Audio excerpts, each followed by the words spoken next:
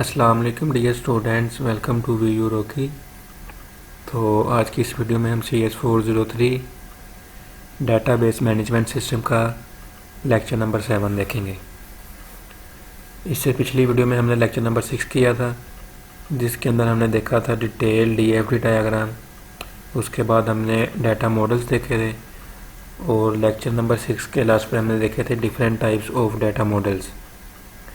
तो आज की इस वीडियो में हम लेक्चर नंबर 7 करेंगे, जिसके अंदर हम देखेंगे एंटिटी क्या है, उसके बाद डिफरेंट टाइप्स ऑफ एंटिटीज़, उसके बाद हम देखेंगे एट्रीब्यूट क्या है और लेक्चर के लास्ट पर हम देखेंगे डिफरेंट टाइप्स ऑफ एट्रीब्यूट। तो स्टार्ट करते हैं हम। सबसे पहला हमारे पास टॉपिक है एंटिटी रिलेशनशिप डाटा मॉडल। अब एंटिटी रिलेशनशिप डाटा मॉडल क्या चीज़ होती है? ये हमारे पास एक ऐसा सॉफ्टवेयर कह लें या फिर एक ऐसा प्रोग्राम है जो कि हमें ज़्यादा टूल प्रोवाइड करता है डेटाबेस मैनेजमेंट को डिज़ाइन करने के लिए।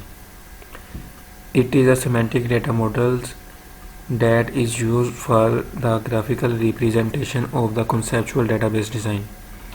यानी कि ये एक सिमेंटिक डाटा मॉडल है जो कि कंसेप्चुअल डेटाबेस डिज़ाइन को ग्राफिकली रिप्रेजेंटेशन करवाने के लिए इस्तेमाल किया जाता है। उसके बाद नेक्स्ट है कि सिमेंटिक डाटा मॉडल को यूज़ करते हुए इसके इस्तेमाल क्या है। सिमेंटिक जो डाटा मॉडल है, with a semantic data model it become easier to design the database at the first place. यानी कि जो इसका फर्स्ट बेनिफिट है वो ये है कि इसको इस्तेमाल करते हुए जो डाटाबेस है उसको डिज़ाइन करना इजी हो जाता है। और सेकेंडली है जो it is easier to understand later. यानी कि पहले उसको डिज़ाइन करना इजी होता है और जब हम उसको डिज़ाइन कर लेते हैं उसके बाद उसको समझना भी हमारे लिए ईजी हो जाता है। ये इसका सेकंड बेनिफिट है। उसके बाद ये पैराग्राफ आपने रीड कर लेना है, सिर्फ इसमें समझाने वाली यही चीज़ थी जो मैंने आपको बता दी है। उसके बाद नीचे वाले पैराग्राफ में एक क्वेश्चन दिया हुआ है, उसके बाद उसका जो आंसर भी इधर गिवन है, तो इसको समझाने की कोई भी ज़रूरत नहीं है। नेक्स्ट हम चलते हैं construct in year data model. यानी कि जो होती है हमारी एंटिटी रिलेशनशिप डाटा मॉडल, उसके कंस्ट्रक्ट कौन कौन से हैं। तो जो उसके मेजर जो कंस्ट्रक्ट हैं वो 3 हैं, एंटिटी, एट्रीब्यूट एंड रिलेशनशिप। अब इनको हम 1 बाय 1 डिस्कस करेंगे। सबसे पहले हमारे पास है एंटिटी। अब एंटिटी हमारे पास क्या होती है? Entity is basic building block of the year data model. यानी जो हमारी एंटिटी रिलेशनशिप डाटा मॉडल होती है, जो हमारी एंटिटी होती है, ये उसके बिल्डिंग ब्लॉक्स होते हैं, बेसिक बिल्डिंग ब्लॉक। तो उसके बाद डिफरेंट टाइप्स ऑफ एंटिटी है, हम इनको 1 बाय 1 डिस्कस करेंगे। सबसे पहला है एंटिटी टाइप, फिर एंटिटी इंस्टेंस, फिर लास्ट पे एंटिटी सेट। सबसे पहले हम देखते हैं कि एंटिटी टाइप क्या होती है। The entity type can be defined as a name label assigned to item object that exist in an environment and that have similar properties। यानी कि जो हमारी एंटिटी होती है वो कोई भी नेम कह लें या फिर लेबल कह लें जो साइन किया जाता है किसी भी एटम या ऑब्जेक्ट को, उसको डिफ़ाइन करती है, जो कि हमारी रियल वर्ल्ड के अंदर या फिर इन्वायरमेंट के अंदर जो एग्जिस्ट करती है और उसकी जो प्रॉपर्टीज़ है वो सिमिलर होती हैं एक दूसरे के साथ। उसके बाद उन्होंने कहा कि it could be person, place, event और इवन कॉन्सेप्ट। यानी कि ये कोई पर्सन भी हो सकता है, प्लेस भी हो सकती है, कोई इवेंट भी हो सकता है और यहाँ तक कि किसी इवेंट का कॉन्सेप्ट भी हो सकता है। उसके बाद है an entity type can be defined for physical as well as not physical thing. यानी कि जो हमारी एंटिटी टाइप होती है ये फिजिकल भी हो सकती है और नॉट फिजिकल भी हो सकती है। उसके बाद नेक्स्ट है हमारे पास generally the entity type and their distinguishing properties are established by nature, the very existence of the things। यानी कि जो हमारी एंटिटी टाइप होती है और इसकी जो प्रॉपर्टी होती है ये इस्टेब्लिश्ड की जाती है बाय नेचर। तो यानी कि नीचे एग्जांपल भी दी हुई है, यानी कि एक बल्ब है जो हमारा वो इलेक्ट्रिक एक्सेसरी है। उसके बाद एक क्रिकेट वो बैट है जो वो एक स्पोर्ट आइटम है।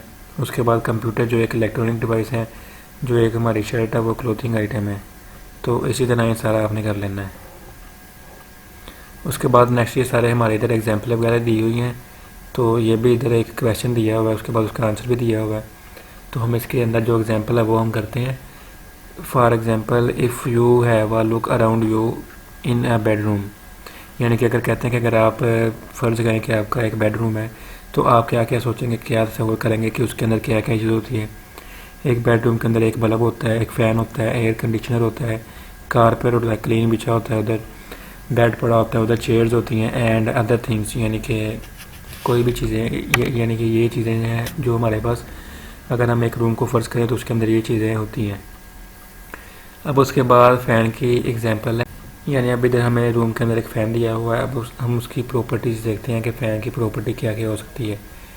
अब वो इधर हमें कह रहे हैं कि अगर तो हम किसी भी मैन्युफैक्चर के लिए डेटाबेस डिज़ाइन कर रहे हैं, डेवलप कर रहे हैं, तो फिर हमें इस बात का ख्याल रखना होगा, डेटाबेस डिज़ाइन के अंदर इस चीज़ को मेंशन करना होगा कि जो हमारा फ़ैन है उसके अंदर किस किस्म का मटेरियल यूज़ हो रहा है, उसके बाद उसकी थिकनेस क्या है, उसके बाद उसको हम खुद बनाएंगे या फिर रेडीमेड उसको बनाया खरीद लेंगे, उसके बाद उसकी इंडिविजुअल आइटम कॉस्ट, उसके बाद उसके लेबर कॉस्ट, उसके बाद टोटल कॉस्ट, उसके अंदर जो हमारा प्रॉफिट मार्जिन है वो, और नेट प्राइस।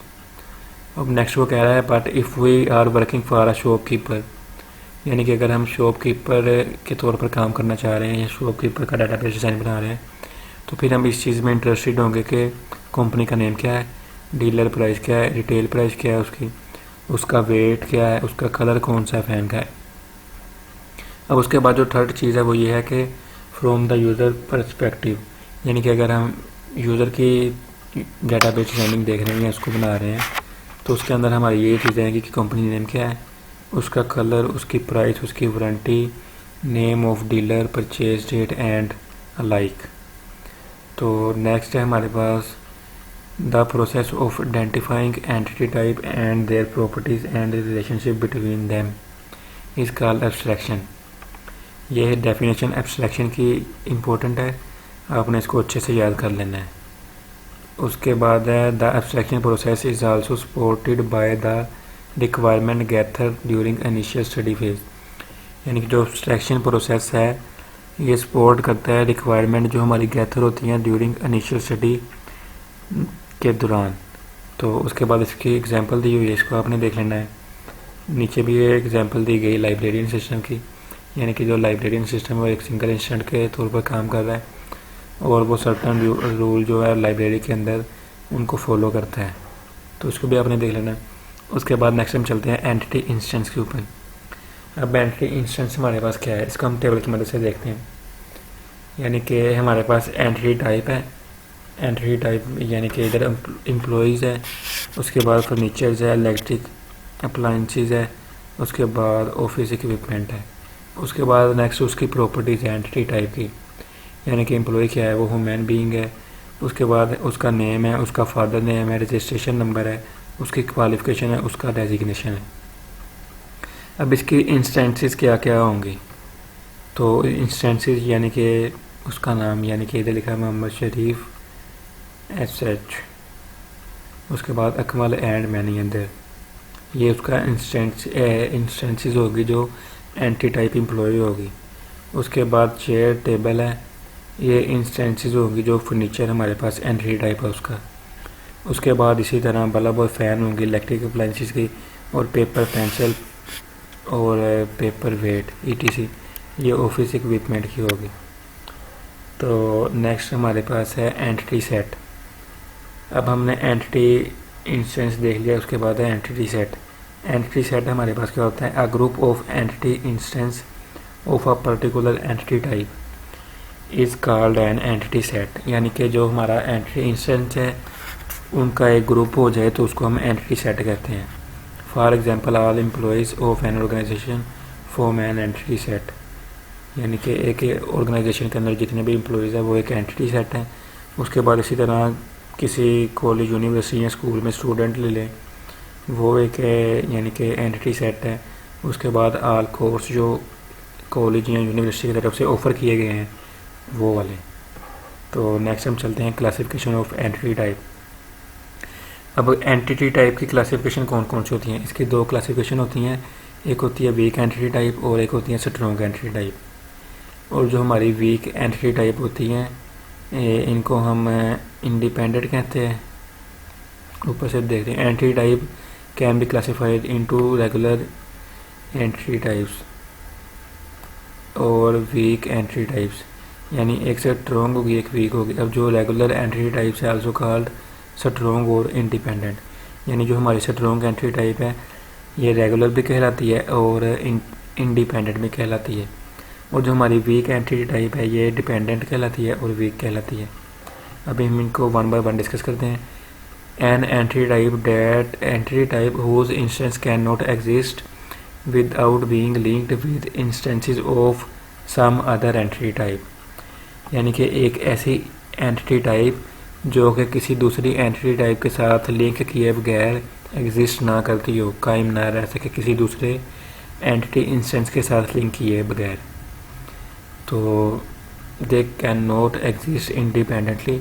अब इसकी एग्जांपल है कि किसी ऑर्गेनाइजेशन के अंदर कोई एक पर्सन काम करता है, कोई एक एम्प्लॉई है, तो उसके लिए व्हीकल एग्जिस्ट करेगा। तो अगर वो एम्प्लॉई है वो जॉब छोड़ देता है तो जो ऑर्गेनाइजेशन है वो उसका डाटा जो है उसका रिकॉर्ड है वो डिलीट कर देती है। जब हमारे एम्प्लॉय का डाटा जो रिकॉर्ड होगा वो डिलीट हो जाएगा तो फिर व्हीकल का जो है डाटा वो ऑटोमेटिकली डिलीट हो जाएगा, वो एम्प्लॉय के बगैर एग्जिस्ट नहीं करेगा। उसके बाद नेक्स्ट हमारे पास है स्ट्रॉन्ग एंट्री टाइप। ये पहले वाले के बिल्कुल उलट है, उसमें जो के लिंक किए बगैर एग्जिस्ट नहीं करती थी, इसमें जो उसके बगैर एग्जिस्ट कर जाती है। An entry type whose instances can exist independently that is without being linked to the instances of any other entity type is called strong entity type। जो इसके अब मेजर प्रॉपर्टी है वो ये है कि जो हमारी स्ट्रॉन्ग एंट्री टाइप होती है इसकी अपनी आइडेंटिफिकेशन होती है, which is not always the case with weak entry type, जो कि हमारी वीक एंट्री टाइप के अंदर नहीं होती। अब इसकी एग्जांपल है कि जो हमारा एम्प्लॉय है in the previous example is an independent और स्ट्रॉन्ग एंट्री टाइप, यानी कि जो ऊपर हमने एग्जांपल दी हुई है वीक एंट्री टाइप के अंदर, तो उसके अंदर जो एम्प्लॉय है उसका जो रोल है वो स्ट्रॉन्ग एंट्री टाइप के तौर पर काम कर रहा है। उसके बाद नेक्स्ट हम देखते हैं नेमिंग एंट्री टाइप, यानी कि एंट्री टाइप को नेम किस तरह से दिया जाए। तो singular noun recommended but still Plurals can also be use, यानी कि जो सिंगल नाउन है वो रिकमेंड किया जाता है लेकिन आप जमा भी उसकी इस्तेमाल कर सकते हैं। उसके बाद organization specific names like customer, client, गाहक, एनीथिंग विल वर्क, यानी कि जो भी ऑर्गेनाइजेशन की तरफ से रिकमेंड किया जाए आप उसके ऊपर अमल कर सकते हैं। वैसे हम कस्टमर भी कह सकते हैं, क्लाइंट भी कह सकते हैं, गाहक भी कह सकते हैं। उसके बाद write in capital yes, this is something that is generally follow otherwise will also work. Abbreviations can be use be consist avoid using confusing abbreviation, यानी कि एब्रीवेशन कहते हैं यूज़ करनी चाहिए लेकिन उन एब्रीवेशन से अवॉइड करना चाहिए जो अगर कन्फ्यूज़ करे आपको। उसके बाद नेक्स्ट हमारे पास है सिंबल्स फॉर एंटिटी टाइप्स। अब एंटिटी टाइप के लिए कौन से सिंबल्स इस्तेमाल होते हैं हम उनको देखते हैं। A rectangle is use to represent an entity type in ER data model, यानी कि जो रेक्टेंगल है उसके साथ हम इसको शो करवाते हैं। अब नेक्स्ट है for storing for strong entry types rectangles with a single line is use whereas double line rectangle is drawn to represent the weak, यानी कि नीचे इसको डायग्राम से हम देखते हैं जो हमारी स्ट्रॉन्ग एंट्री टाइप होगी उसको हम सिंगल लाइन से शो करवाएंगे, रेक्टेंगल बना देंगे सिंगल लाइन से, और जो वीक एंटिटी टाइप होगी उसको डबल लाइन से रेक्टेंगल बना देंगे। उसके बाद नेक्स्ट हमारे पास है attribute. An attribute of an entity type is the defining property और quality of the instances of that entity type, यानी जो हमारे एट्रीब्यूट्स होते हैं वो किसी भी एंटिटी टाइप जो हमारी इंस्टेंसेस होती हैं एंटिटी टाइप की उसकी जो डिफाइनिंग प्रॉपर्टी होती हैं या फिर उसकी जो क्वालिटी कह लें वो होती हैं। नेक्स्ट है कि entity instances of same entity type have the same attribute, यानी कि एट्रीब्यूट जो है वह सेम एंटिटी टाइप के सेम होते हैं लेकिन जो उसकी वैल्यू एट्रीब्यूट की वो सेम भी हो सकती है और डिफरेंट भी हो सकती है। नीचे उन्होंने एग्जांपल दी हुई है कि are instances of entity type student may have student name, father name, age, but the value against each of this attribute for each instance may be different, यानी कि हर स्टूडेंट जो कि उसका फादर नेम होगा, उसका नेम होगा, उसकी as होगी, देखिए न वो एक दूसरे से मुख्तलिफ हो सकते हैं। यानी कि इधर एग्जांपल दी हुई है, मोहम्मद हफीज़ लिखा हुआ, उसके बाद नूर मोहम्मद लिखा हुआ है, यानी कि इनके वर्डिंग की फ़र्क हो सकता है एक दूसरे के अंदर, यानी कि इसके अंदर वर्डिंग कम है, इसके अंदर ज़्यादा है, तो इसी तरह उसकी वैल्यू भी कम ज़्यादा हो सकती है, सेम भी हो सकती है। उसके बाद ये नीचे इसी तरह एग्जांपल दी हुई है, आपने इसको भी देख लेना है। उसके बाद नेक्स्ट हमारे पास डोमेन ऑफ एन एट्रीब्यूट। अब एट्रीब्यूट की डोमेन क्या होती है? अब वो कह रहे हैं कि जो हमने पिछले प्रीवियस सेक्शन में देखा है कि जो एट्रीब्यूट को एक नेम दिया जाता है, उसके बाद हम देखेंगे कि एट्रीब्यूट को डोमेन भी दी जाती है, यानी कि उसके नेम के साथ एक डोमेन भी दी जाती है। और जो हमारा नेम और डोमेन होती है, ये एक डेफिनेशन कैसे होती है जो एट्रीब्यूट के अंदर मस्ट प्रोवाइड करना पड़ता है। अब डोमेन हमारे पास क्या होती है? Domain is the set of possible value that N attribute can have, यानी कि जो पॉसिबल वैल्यू सेट होते हैं एट्रीब्यूट के लिए, जो एट्रीब्यूट के अंदर हो सकती हैं, वो हमारी डोमेन कहलाती है। उसके बाद इसी तरह रेंज है। उसके बाद इधर नेक्स्ट ये है कि associating domain with N attribute, यानी कि जब हम डोमेन को इस्तेमाल करते हैं वो हमें हेल्प करती है maintain the integrity of database, यानी कि डाटाबेस को मेंटेन करने के लिए वो डोमेन जो हमें हेल्प करती है। उसके बाद नेक्स्ट हमारे पास एग्जांपल है। For example if we defining a salary attribute of employee, यानी कि अगर कह रहे हैं कि आप सैलरी एट्रीब्यूट है आपके पास, आप उसको शो करवाना चाहते हैं, तो आपको यही पता होना, ये आपको पता होगा कि जो सैलरी है हमारी वो न्यूमेरिक वैल्यू होगी। It should not be assigned a value like Reema और 10/10/2004, यानी कि वो डेट की सूरत में भी नहीं होगी, ना ही वो ऐसी इंग्लिश में लिखी होगी, बल्कि जो हमारी सैलरी अमाउंट है वो न्यूमेरिक फॉर्म में होगी। Why? Because they are not legal salary value. उसके बाद उन्होंने कहा हुआ है कि हमारे पास अगर further even if we have declare it numeric, it will numeric value but about a value like, इतनी बड़ी अमाउंट दी हुई है, यानी कि वो कह रहे हैं ये वैल्यू तो न्यूमेरिक है लेकिन ये लीगल सैलरी वैल्यू नहीं है किसी भी ऑर्गेनाइजेशन के अंदर। तो लेकिन अब हमें इस बात का ख्याल रखना होगा सैलरी बनाते वक्त कि जो वैल्यू हमारी हो वो न्यूमेरिक भी हो और उसकी एक रेंज भी हो, यानी कि उसकी एक लोअर रेंज हो और एक अपर लिमिट हो, यानी कि इधर से आपने स्टार्ट करनी है और इस नंबर से आपने आगे नहीं जाना है, तो इससे हमारे जो गलती के चांसेस है वो कम हो जाते हैं। इसी तरह नीचे भी एग्जांपल दी गई है कि जो हमारी सैलरी है या न्यूमेरिक वैल्यू है उसके अंदर ये पॉइंट वाली वैल्यू नहीं आएगी। तो नेक्स्ट हमारे पास है सिंबल फॉर एट्रीब्यूट, यानी कि जो एट्रीब्यूट के लिए सिंपल यूज़ होता है वो ये वाला होता है, एक रेक्टेंगल होती है उसके साथ एक ये ओवल बना होता है, is represent as an oval linked with entity symbol, यानी कि ओवल के साथ एक जो है रेक्टेंगल उसको अटैच कर देते हैं, वो हमारा एट्रीब्यूट बन जाता है। अब नेक्स्ट हमारे पास है टाइप्स ऑफ एट्रीब्यूट। अब एट्रीब्यूट की कौन कौन सी टाइप हैं? इसकी 3 टाइप्स है, सिंपल और कंपोजिट, सिंगल वैल्यू और मल्टीपल वैल्यू, और उसके बाद स्टोर्ड और डिराइव्ड। अब सबसे पहले हम देखते हैं सिंपल और कंपोजिट एट्रीब्यूट क्या होती है।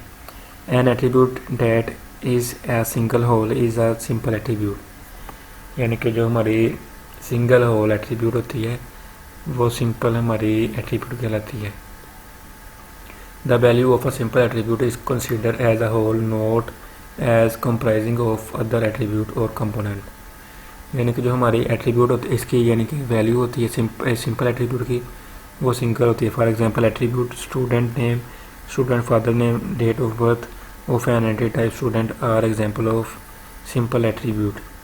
अब उसके बाद कंपोजिट एट्रीब्यूट हम देखते हैं कि composite attribute consist of collection of other simple और composite attribute then it is called a composite, यानी कि जो कलेक्शन होता है सिंपल एट्रीब्यूट का वो हमारा कंपोजिट का कहलाती है। यानी कि फॉर एग्जांपल उन्होंने इधर दिया है स्टूडेंट एड्रेस, तो स्टूडेंट एड्रेस के अंदर अगर हम देखें तो इसको कंप्राइज किया गया है, उसके अंदर हाउस नंबर आ जाता है, street number, area code, city, etc। तो उसके बाद नेक्स्ट हमारे पास है सिंगल वैल्यू और multiple value attribute. Some attribute have single value at a time whereas some other have many multiple value whereas some other may have multiple values, यानी कि कह रहे हैं कि किसी जगह पे सिंगल वैल्यू होती है, किसी जगह पे मल्टीपल हो सकती है। यानी कि अब इधर उन्होंने स्टूडेंट की हॉबी के बारे में बताया गया है कि वो सिंगल भी हो सकती है और मल्टीपल भी हो सकती है। उसके बाद उसको एम्प्लॉयज़ का जो एक्सपीरियंस है वो बताया गया है कि वो स्किल्स है उसकी जो सिंगल भी हो सकती है और मल्टीपल भी हो सकती है। उसके बाद नेक्स्ट हमारे पास है स्टोर्ड और derived attribute. Normally attribute are stored attribute that is their value are stored and access as such from the database. यानी कि जो हमारी स्टोर होती है डाटाबेस के अंदर उसको हम फिर बाद में वहाँ से यूज़ करते हैं, एक्सेस करते हैं वहाँ से, वो हमारी स्टोर्ड होती है एट्रीब्यूट। और जो ड्राइव्ड होती है वो यानी कि हम जिनको डाटाबेस के अंदर लिखते हैं या फिर उसके दौरान हम उसको ऐड करते हैं, वो हमारी ड्राइव्ड एट्रीब्यूट कहलाती है।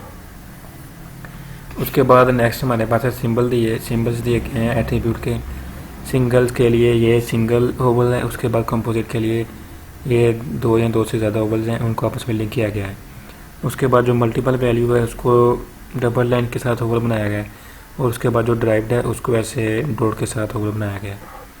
तो यहाँ तक था आज का हमारा लेक्चर नंबर 7। तो ये नीचे भी एक डायग्राम दी गई है, ये ऊपर वाली यानी कि जो हमें ये इधर बताया गया है सेम चीज़ वही है, लेकिन इधर उन्होंने 7 एग्जांपल दे दिया है। Employee ID, employee name, employee address, experience उसकी जो डेट ऑफ हायर है, उसके बाद एम्प्लॉय क्वालिफ़िकेशन। तो ये आपने देख लेना है। तो आज यहाँ तक ही था हमारा लेक्चर नंबर 7। तो लेक्चर नंबर 8 हम अपनी नेक्स्ट वीडियो में करेंगे। तो तब तक के लिए अपना ख्याल रखिए, और अगर किसी भी स्टूडेंट को कोई चीज़ की समझ ना आए तो वो कमेंट सेक्शन में पूछ सकता है। अल्लाह हाफिज़।